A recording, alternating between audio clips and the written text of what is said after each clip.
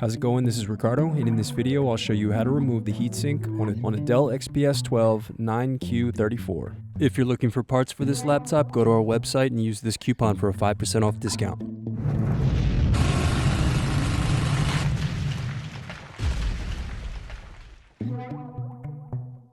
First, lift badge plate and remove screw.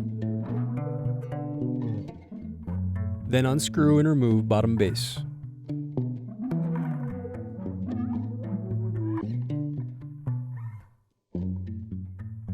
Now unscrew and disconnect battery.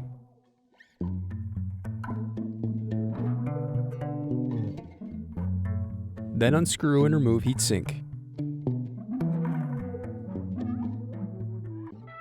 Thanks for watching. Don't forget to like and subscribe if you enjoyed this video. And if you need more, check out this playlist to watch other tutorials for your laptop. You can also click here to find parts for your laptop at partspeople.com.